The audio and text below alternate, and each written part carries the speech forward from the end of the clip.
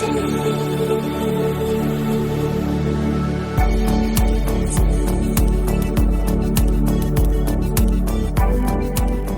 Welcome to the Climate and Coordination Rcast, where every week we'll be discussing topics related to all things climate change and RChain's role in the solution.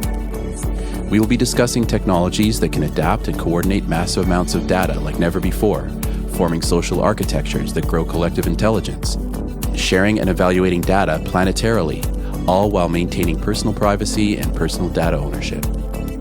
A new decentralized economy is forming as we move from the third industrial revolution, digitization, to the fourth, decarbonization. By building a co-op, built on a correct by construction, concurrent, scalable solution, RChain is structured to build out the new technology that will be required for a flourishing regenerative planet. Please join us on this journey.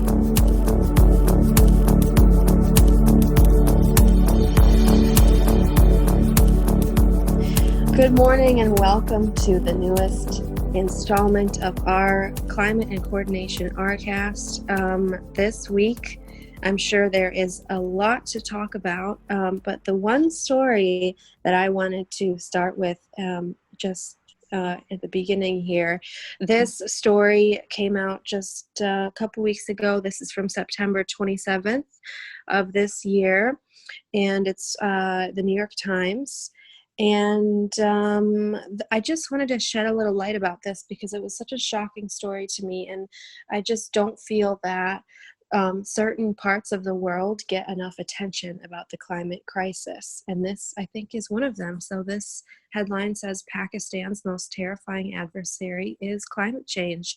And I just wanted to highlight a few points from this story because I feel that we talk a lot about the United States, obviously, because three of us on this call live in the United States, but I just thought this was a really important kind of really groundbreaking, important piece that really just explains what's going on. So Pakistan, I did some research, is apparently the fifth largest country by population in the world.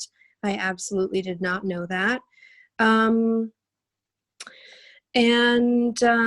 Basically this opinion piece starts by talking about the flooding that they're having there, and that they've had record flooding in the past few months, and that it says here thousands of homes and settlements of the poor were subsumed and destroyed, and more than 100 people were killed. And I think if, in America we had a climate disaster that killed more than 100 people, it would be, international news. But somehow in these poorer nations, it's not fair that they suffer so much, and the world doesn't always hear about it.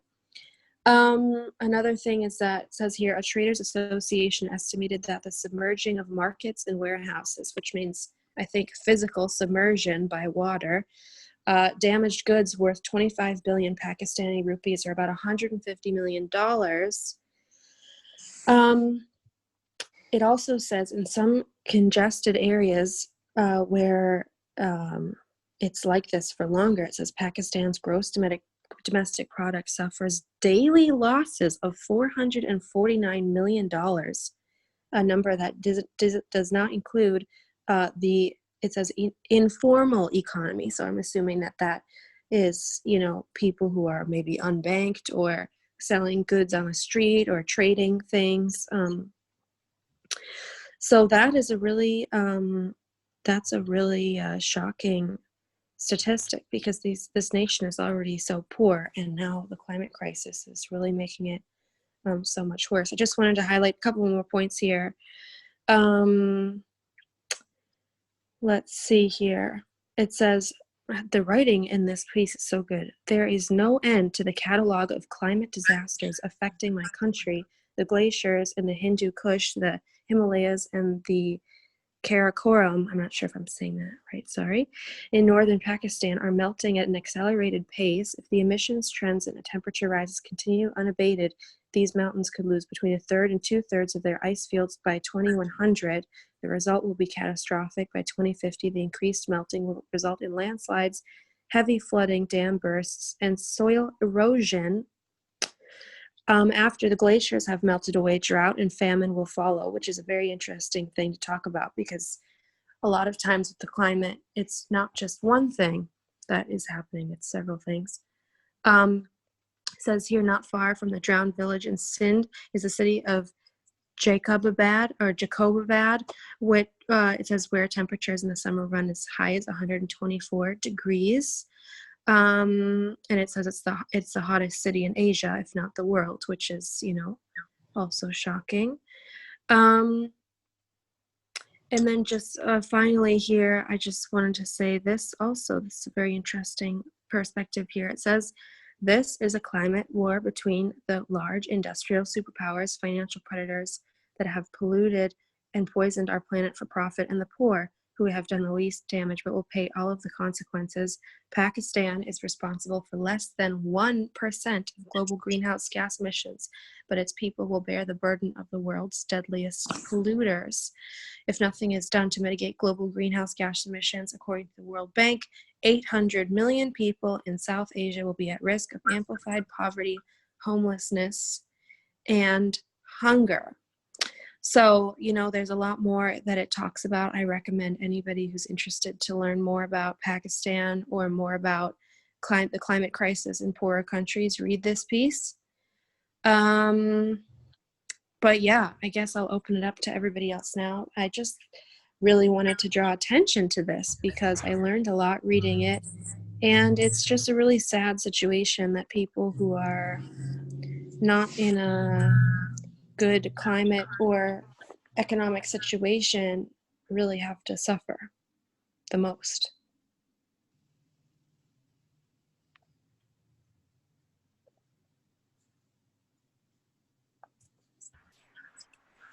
Yeah, what blew me away about reading that article is just all the statistics that are like so hard to fathom, like 800 million people. It's hard to imagine that kind of number,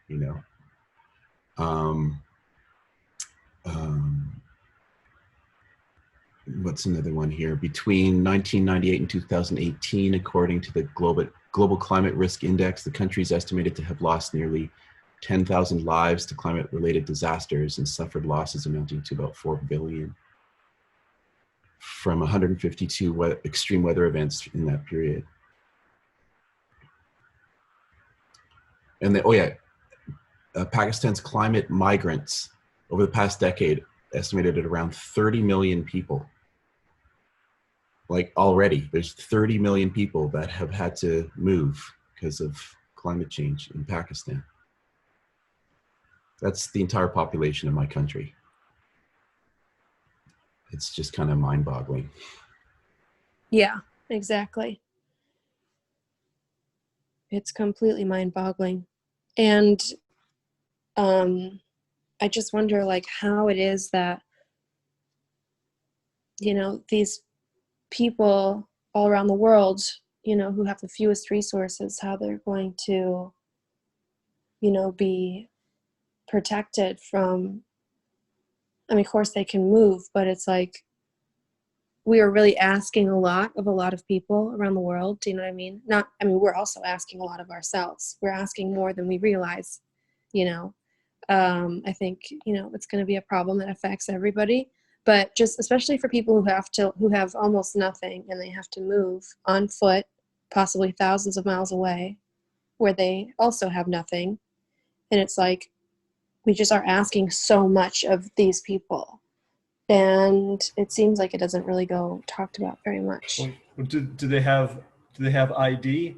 How do governments process and support such large numbers of people? Right. So yeah, that's a great question. What tools and solutions can help mitigate this, and how can Yeah. blockchain play a role? Yeah, that's a great question.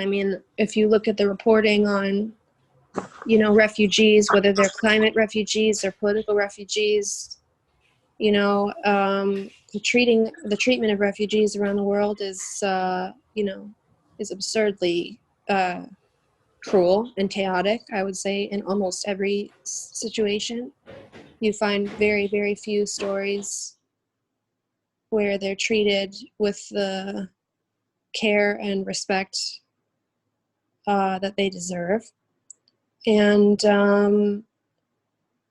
it's not fair, like, it's not fair that, they didn't ask for this to happen to them. And I do think that there is going to be a huge opportunity to provide people in these kinds of situations with better identification, to which hopefully can combat some of the misinformation that is given about refugees, and especially climate refugees. Well, we were just talking 2 weeks ago about how there are so many refugees in the United States, climate refugees in the United States. And it's so interesting to me that if you live in the United States and you go to another country, you're called an expat. And somehow you're not called an immigrant anymore, which is very interesting to me, but maybe we won't get into that. Just, yeah, I'm hoping that there's going to be an opportunity to give people the tools to, hopefully we need to heal the attitude around the world of refugees, but also, I think, Ian, you're right, giving them better identification will help them to combat these terrible situations that they shouldn't even be part of in the first place. So can you do that by like creating for them like a virtual Ellis Island, or some way that they can get membership or a internet passport, something like Estonia has done, some architecture where people can start to put their hopefully self-sovereign identity, but to something that's going to hold their vital records and information, and where groups or governments can attest to those and say, yeah, that's true. This person really was born at this hospital, or is this age, whatever. Yeah, I mean, I think I agree with you, and I think there'd be situations like if you're not born in a hospital, then it's like, how can, you know what I mean? Or if you don't have internet access. So it's like, there's going to be a lot of situations where the infrastructure is needed. And I think also it would be a really valuable tool for children, because there are a lot of children that get lost from their parents, either in a disaster, natural disaster, or in a war, or in another situation, or, we see what's happened in America where people are being forcibly taken from their families, and, they were kind of being tracked by people writing in Sharpie on their arms. The Sharpie would, wear off, obviously. And, and children get deported back to their countries alone quite often.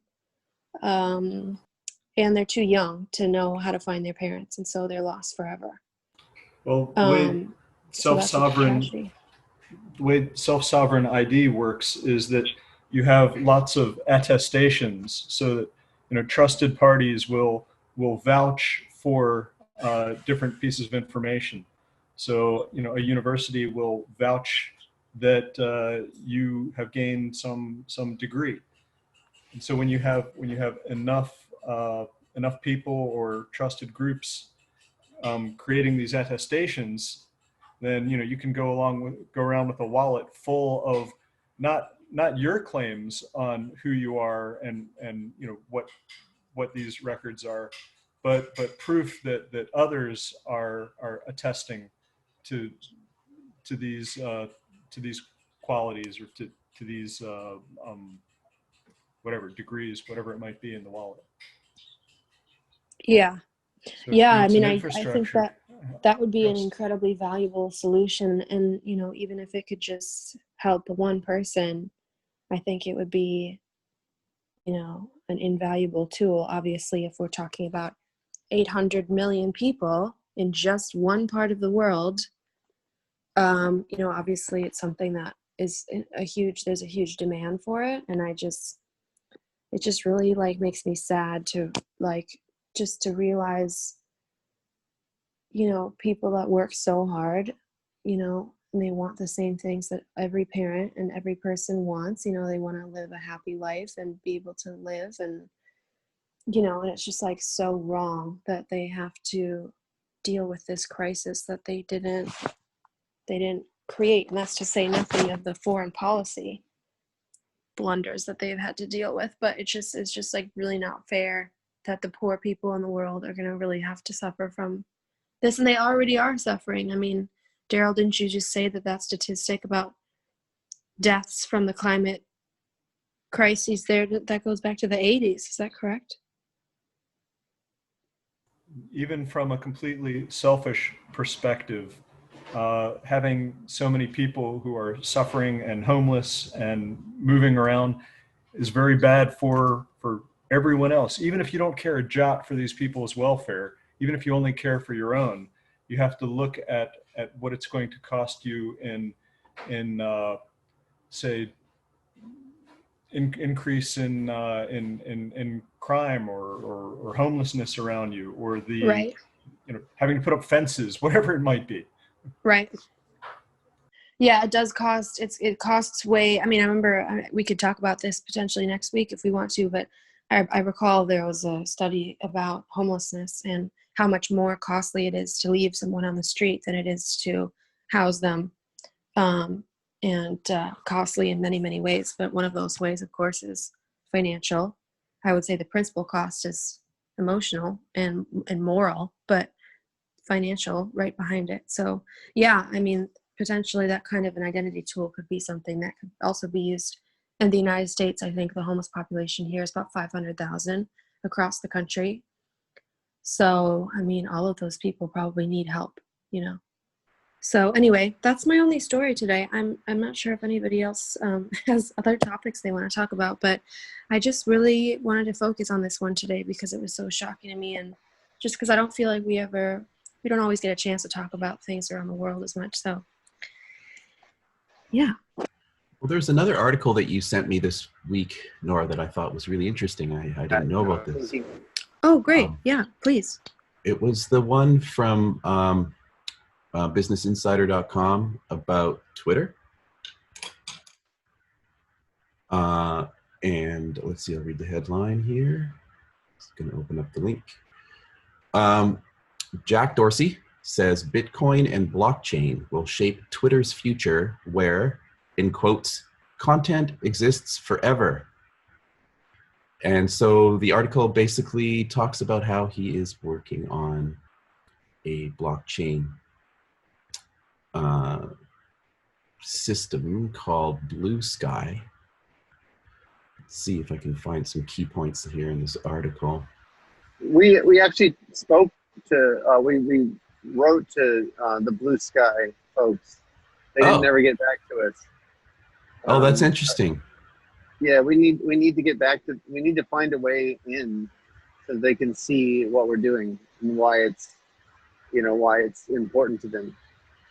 Yeah, because here's a quote. Right now, we're in the phase of finding a leader for it, but this is a completely separate nonprofit from the company. He said, this group will be tasked with building a protocol that we can use and everyone else can use. This article was September 29th, so pretty recent. Yeah, they sent out a call for people to participate, and we responded, and they never got back to us. When was this? Almost a year ago. Oh wow. Well, as modern behemoth social media CEOs go, I think Jack Dorsey is one of the better ones. He banned political advertising on Twitter a while ago, I believe. I need to check that and just see if maybe I'm not seeing political advertisements, but I'm pretty sure he banned them on Twitter. And he seems to be a pretty, I don't know what the word is, but intelligent person, conscientious, intelligent person. Obviously, Twitter's still, a surveillance capitalist social media company, but it certainly seems to be a step above some of the others in terms of behavior, I feel. Yeah, I guess the reason why this is new news is because he was talking at an Oslo Freedom Forum 2020 last week. So I guess that's the kind of framing of this article. And it says that his renewed motivation towards a, quote, trusted system in a distrusted environment, end quote, comes from after July's massive security breach in which hackers took over dozens of high-profile Twitter accounts. So I guess his renewed enthusiasm towards this project is security-based. He really needs to talk to us about RChain. This is a call out to Jack Dorsey and anyone in our community who might have a contact with Jack Dorsey. He needs to understand what RChain is doing. Yeah, I would say so. I mean, it's the idea that they are, he says, we're in the phase of finding a leader for it.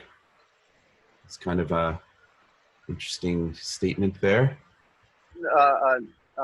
Nora, when you were talking about the phrase expat, and the phrase that leapt to my mind is, Generation Y pat, right?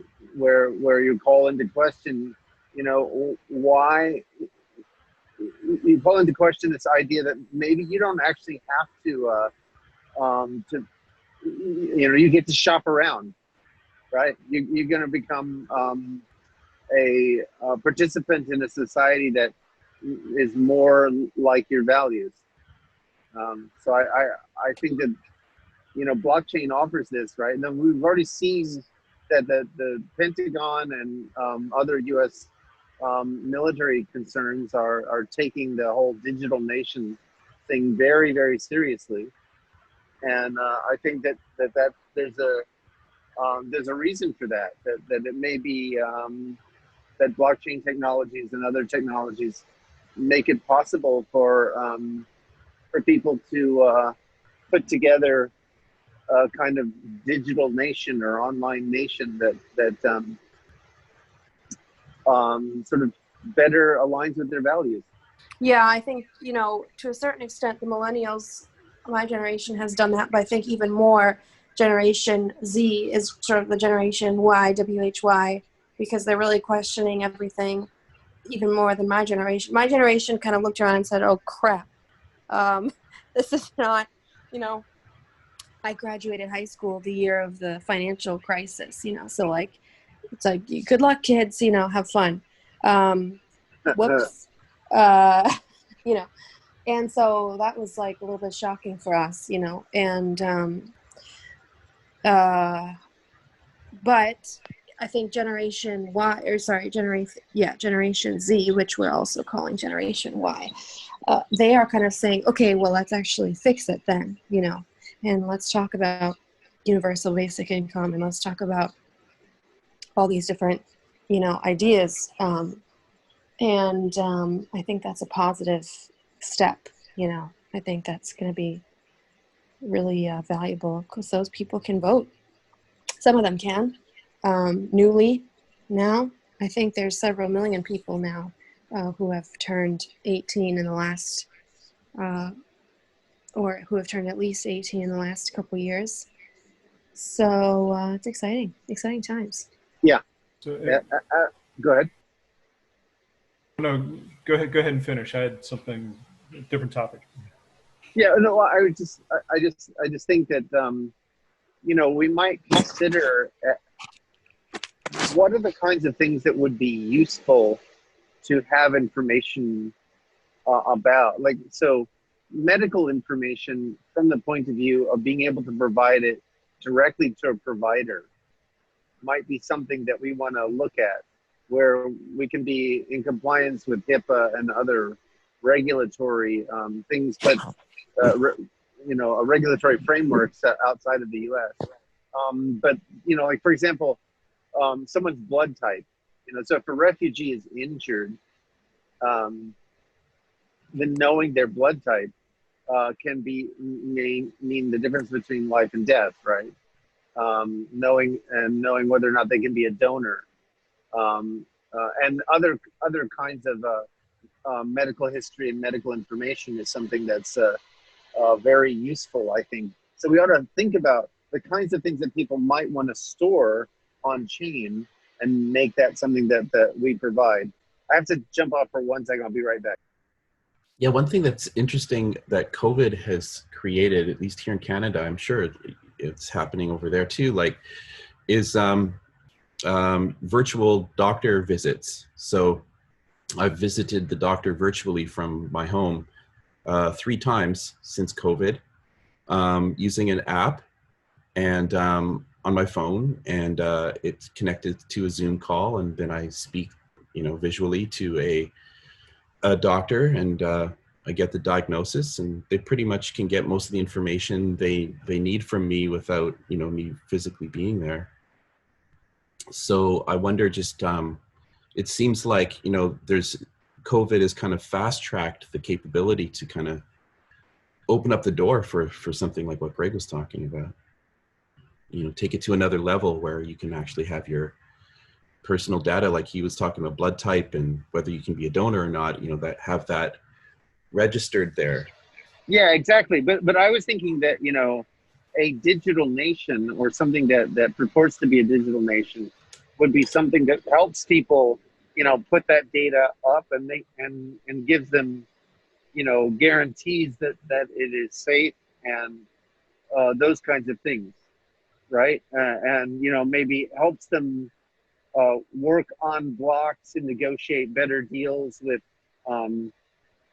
pharma or employers, or other kinds of agencies, right? So, I mean, the point of a digital nation is that it provides you some infrastructure which is to your advantage.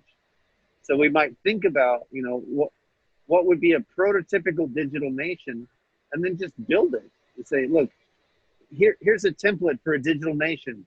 Go make one. You see what I'm saying? Yeah. What defines a nation? Possibly having a border and its own economy. Maybe some people would say it has to have its own language. Not sure. Some people would Yeah. say it has to have its own currency and military. Yeah. So if you go and look at those things, a lot of those questions are considered, but digital nations, online nations are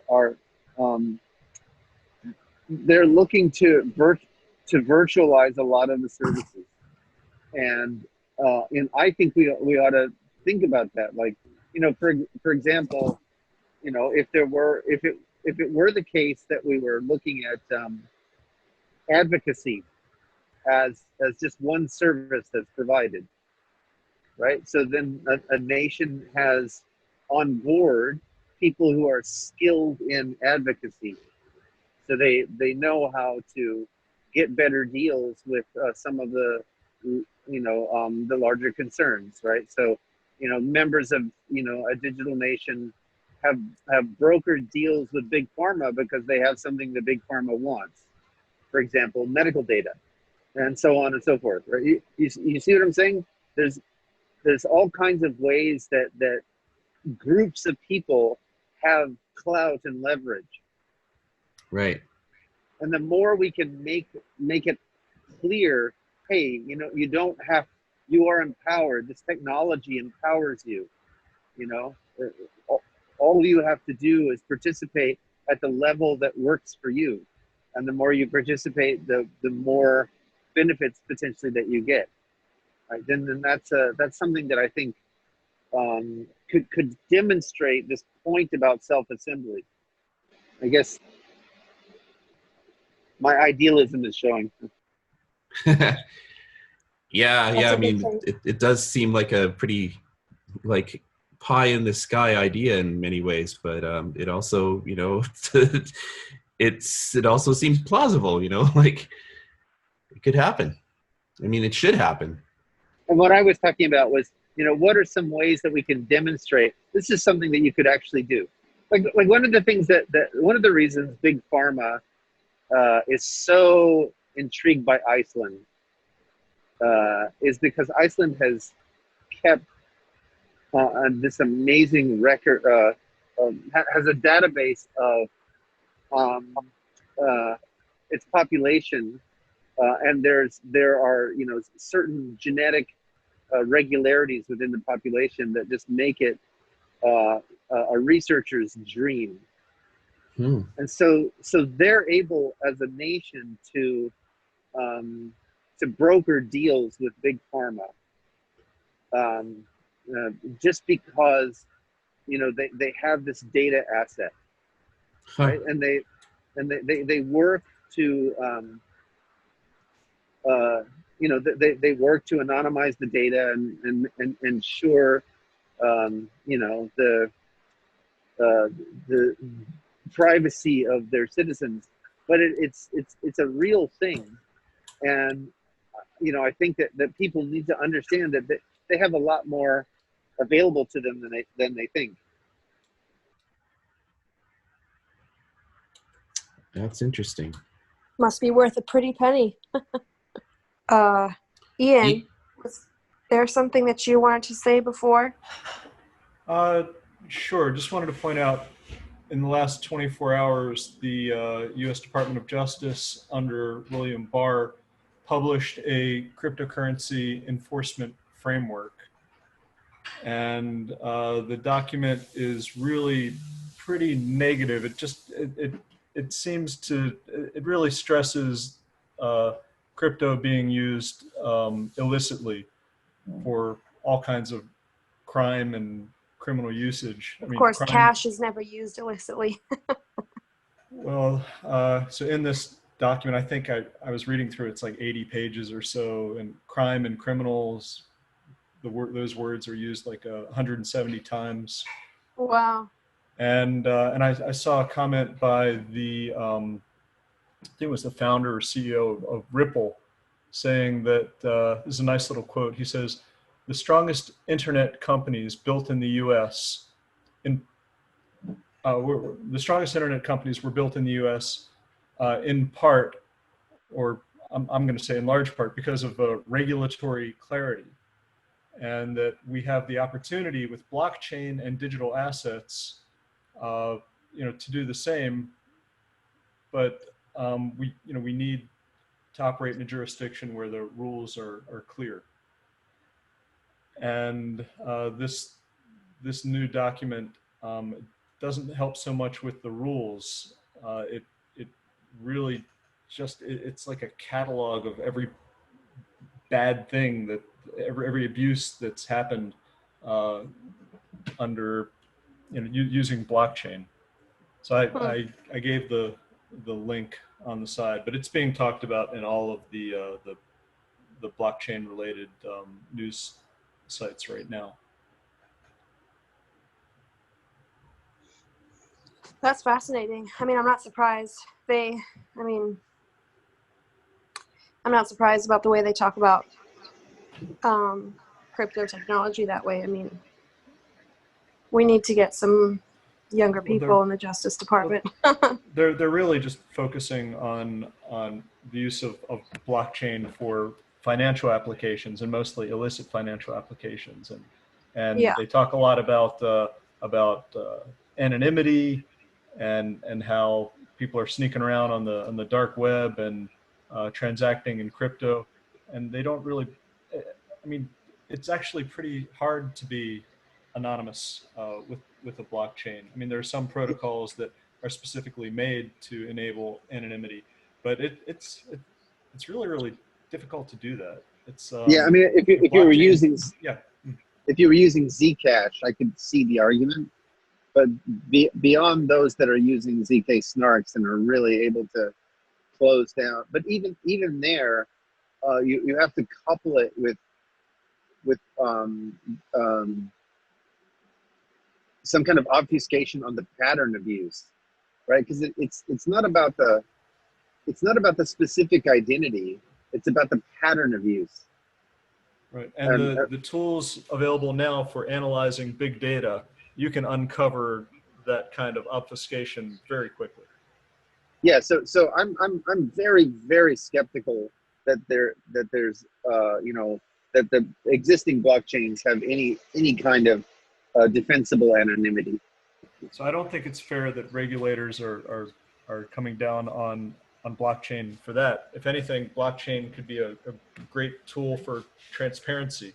The only way to get anonymity right now is using mixers, and that you can reverse the mixing if you have enough traffic analysis. You can get a pretty good idea of who's who. Yeah, it's such an interesting counterpoint, right? I mean, there are people like ourselves who are looking aggressively, and maybe that's not even the right word, but are spending our life energy looking for ways to serve using this technology. And then there are people who are, you know, looking at the technology as if it were, you know, the harbinger of evil. And I just think these are very, very different points of view. Well, the way, you know, as far as RChain is concerned, the way to address it might be to sidestep as much as possible, talking about cryptocurrency and more about the applications that that the technology can enable. Yeah, so, but that's why, you know, the shift to the word blockchain as opposed to cryptocurrency. And some are going even further, avoiding saying blockchain and going with DAGs and what are the other terms we're using? Distributed ledger DLC. technology. Right. Distributed ledger technology. That's the. That's actually been one of my questions is, what's the best word to describe RChain, and does one exist? You know, it's not really a blockchain. It's more of a block braid, as I now seem to understand it.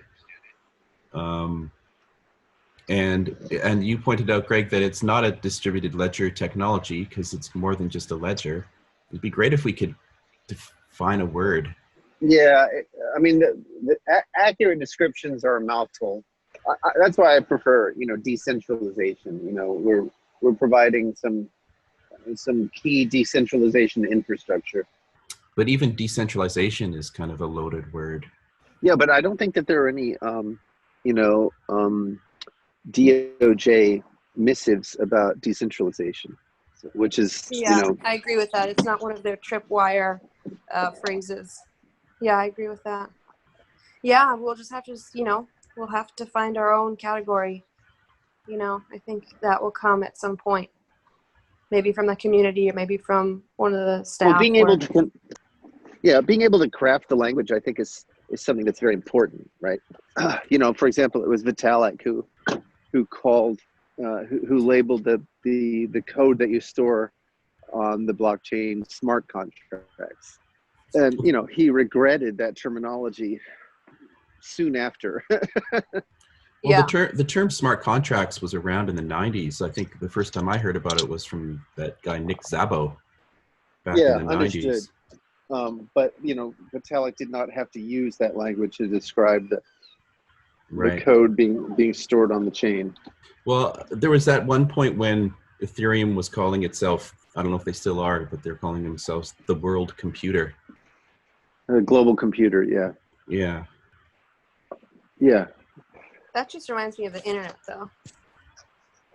Well, it's more than that, though, because it allows for compute in a way that the internet doesn't, as I understand it.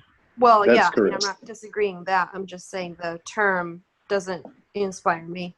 Yeah, that's an interesting point. You know, so it like has to be a term that explains what it actually is, but also, you know, like Steve Jobs when he said think different and it like changed the world, you know? Yeah, that's a good point. But yeah, I'm sure there'll be a time when we can figure out how to. We'll fit it on a hat, don't worry. Maybe it'll be an acronym. Might be a big hat, but we'll get it on there. Yeah. Oh, geez. Well, it's I think we're kind of at that time, right? So, yeah. Are there any final thoughts before we part? We have a few minutes left in case anybody wants to include anything else that is very important. Nope. Okay, great. Well, thank you all for, you know, another great week of discussing climate coordination. And I guess I'll just say on this call too that if you're interested in the upcoming hackathon, there's a page where you can learn more about the hackathon and how to register and everything, and that's rchain.coop/hackathon. So if you know anybody who might want to participate, check it out. And please follow RChain on Instagram and subscribe on YouTube. And you can become a member of RChain at rchain.coop. And if you are interested in becoming a guest on this call or know somebody who might be a good guest, you can email us at climate@rchain.coop. And thank you all so much for your colorful participation. Thank you, Nora. Thanks to all. Of course. Okay, Thanks, everybody. bye. Ciao, ciao.